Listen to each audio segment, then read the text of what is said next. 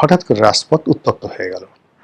চট্টগ্রামে জামাতের যে ছাত্র সংগঠন শিবিরের সঙ্গে ছাত্র দলের যে মারামারি চট্টগ্রাম সিটি কলেজে, সেই মারামারিটা শুরু হলো।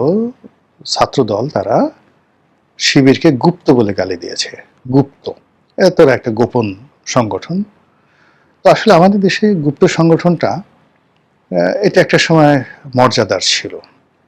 যারা আন্ডারওয়ার্ল্ডের থেকে রাজনীতি করতেন, যেমন নকশাল রাজনীতি করতেন, বাম ধারার অনেকগুলো সংগঠন ছিল যাদের বিরুদ্ধে হুলিয়া জারি করা হতো, এবং যার বিরুদ্ধে যত হুলিয়া ছিল তাকে তত মর্যাদাবান সম্মানিত রাজনীতিবিদ মনে করা হতো। যেমন মাস্টারদা সূর্য সেন, তার বিরুদ্ধে হুলিয়া ছিল।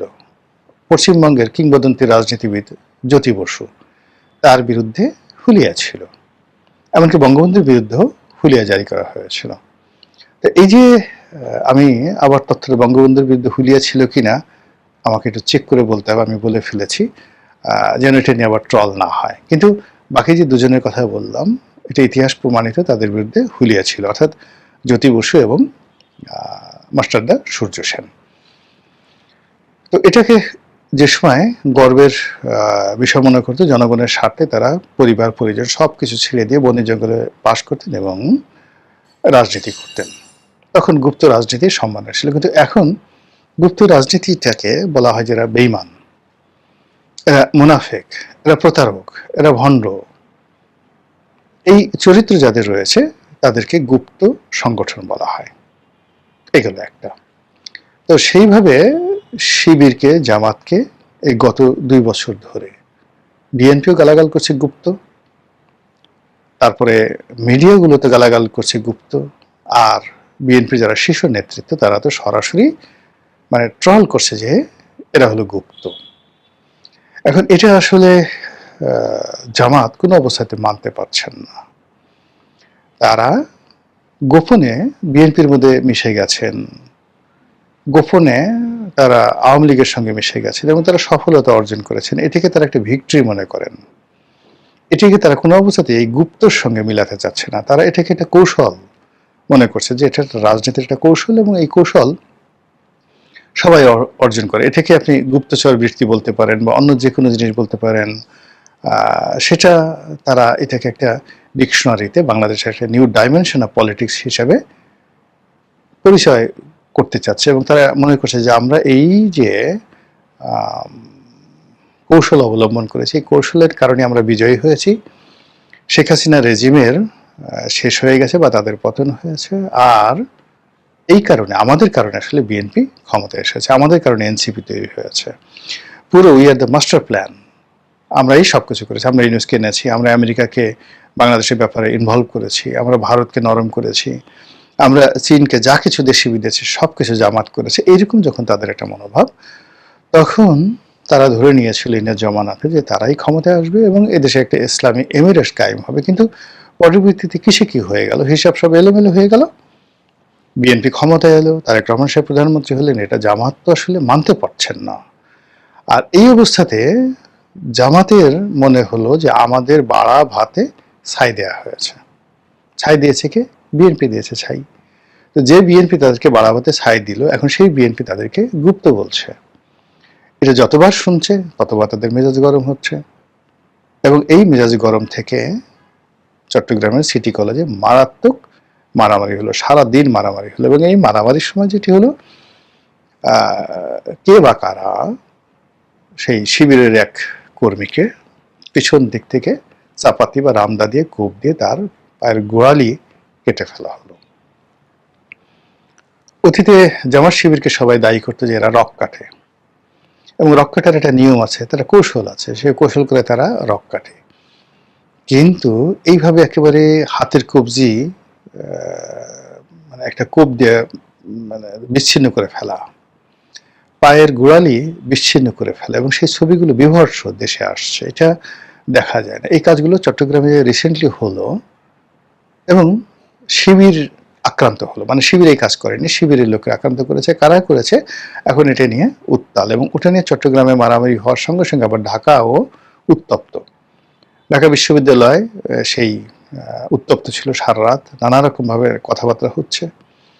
এবং সবাই বলছে যে যেখানে যেখানে গুপ্ত দেখো সেখানে সেখানে থুথু মারো, থুথু মারো, এই ধরনের আওয়াজ তোলা হচ্ছে। আর এর অ্যাগেনস্টে মানে বিপরীতে জামাত এবং শিবিরে যারা লোকজন আছে তারাও অকথ্য ভাষায় একেবারে প্রধানমন্ত্রী থেকে শুরু করে বিএনপির যারা কর্তা ব্যক্তি তাদেরকে গালাগাল করছে। তারা বিভিন্ন স্লোগান দিচ্ছে, বিভিন্ন জায়গায় লেখালেখি করছে।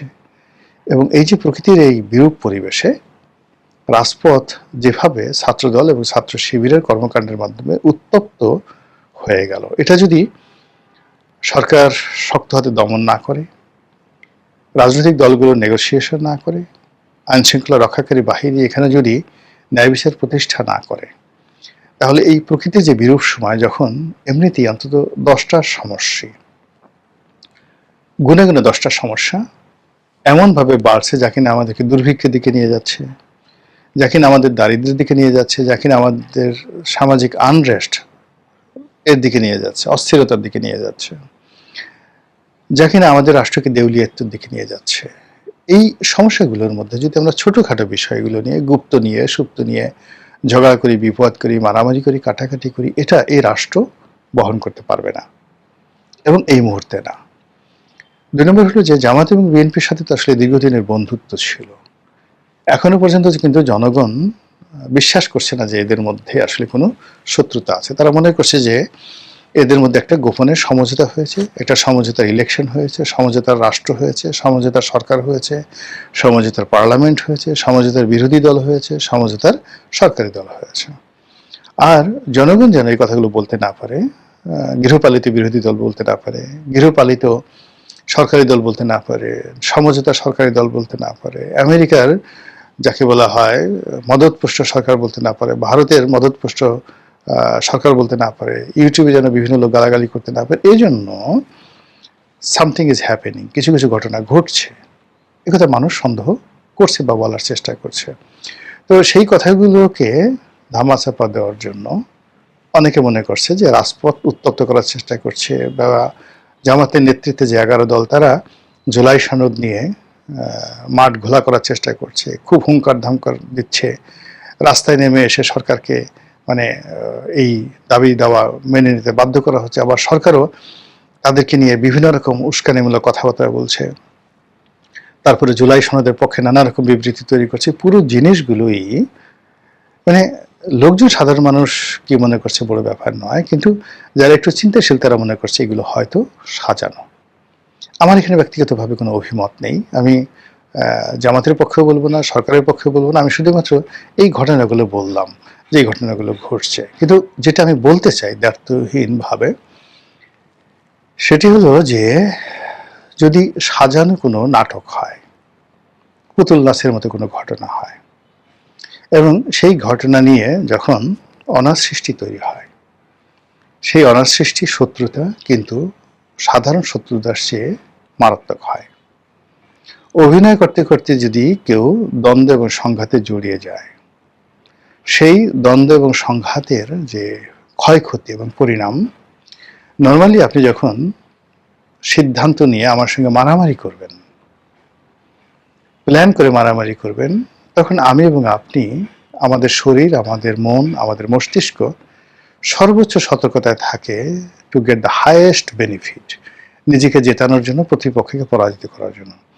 কিন্তু আমরা ভাবিকে দেখানোর জন্য, ভাসুরকে দেখানোর জন্য, ভাতারকে দেখানোর জন্য, নাংকে দেখানোর জন্য, দর্শকদেরকে দেখানোর জন্য কখনো যখন অভিনয় করে বন্ধুর সঙ্গে আমরা শত্রুতা করার চেষ্টা করি, এবং সেই শত্রুতা করতে করতে করতে গিয়ে যখন ব্যাপারটা সিরিয়াস হয়ে যায়, তখন কিন্তু কোনো কিছু নিয়ন্ত্রণের মধ্যে থাকে না। এবং ওখানে যারা এই ভং দেখায় তারা পরস্পরের এত বড় ক্ষতির কারণ হয়ে যায়, একে অপরদের দ্বারা এতটা ক্ষতিগ্রস্ত হয়, অপমানিত হয়, লাঞ্ছিত হয়, অনেক সময় জীবন নিয়ে টানাটানি লেগে যায়, অনেক সময় মারা যায়। এবং এইগুলো এতটা মারাত্মক আকার ধারণ করে, যার একটা অনবদ্য দৃশ্য, বিয়োগাত্মক, যেটা বলে one of the greatest tragedy ever made in the history, the literature, সেটা হলো শাহনামা, মহাকবি ফেরদৌসির শাহনামা। শাহনামাতে অসংখ্য গল্প আছে, সেই গল্পের মধ্যে সুরাব এবং রুস্তম এই গল্পটি আপনারা জানেন। তো সেই সুরাব রুস্তমের ঘটনায় যে সুরাব জানতেন রুস্তম তার পিতা, কিন্তু রুস্তম জানতেন না সুরাব তার সন্তান। যুদ্ধ শুরু হলো এবং যে ঘটনাটা ঘটলো, পিতার হাতে পুত্র নিহত হয়ে গেল। আমরা শৈশবে এই সুরাব রুস্তমের কাহিনী পড়েছি। আরব্য সাহিত্যে, পারসিক সাহিত্যে বা ইংরেজি সাহিত্যে এটা যত সুন্দর করে বর্ণনা করা হয়েছে, আমরা বাংলাতে অত সুন্দর করে ওই হৃদয় বিদারক কাহিনী বর্ণনা করতে পারিনি, ফলে আমরা ওটার মর্মার্থ এখনো বুঝতে পারি না। তো এরকম যখন রাজনীতিতে অভিনয় হয়, খেলাধুলা হয়, সাজানো নাটক হয়, সেই ক্ষেত্রে এরকম সুরাব এবং রুস্তমের মতো ঘটনা ঘটে এবং সেখানে পিতার হাতে পুত্র মারা যায়, পুত্রের হাতে পিতা মারা যায়। একই ঘটনা, ঠিক এরকম সুরাব রুস্তমের মতো এরকম ঘটনা মহাভারতে ঘটেছিল দুই ভাইয়ের সঙ্গে। একই মায়ের পেটের দুই ভাই, একজনের নাম অর্জুন আর একজনের নাম কর্ণ। দুজনের মায়ের নাম হলো কুন্তী। রবীন্দ্রনাথের একটা বিখ্যাত কবিতা আছে, কর্ণ কুন্তী সংবাদ, পড়ে দেখবেন। অর্জুন জানতেন না কর্ণ তার ভাই, কিন্তু কর্ণকে জানিয়ে দেওয়া হয়েছিল, তার মা বলেছিল যে অর্জুন তোমার ভাই, তুমি বড় ভাই, অর্জুন তোমার ছোট ভাই। তো সেই দৃশ্যে কর্ণের যে মর্মান্তিক মৃত্যু, সেটা মহাভারতে যেভাবে ফুটিয়ে তোলা হয়েছে, সেই দৃশ্য যেন 2026 সনের এই গ্রীষ্মকালে প্রকৃতির এই বিরূপ সময় আমাদের ভাগ্যে না ঘটে, মহান আল্লাহর কাছে সেই ব্যাপারে পানাহা চাই। আসসালামু আলাইকুম রহমতুল্লাহি ওয়া বারাকাতুহু।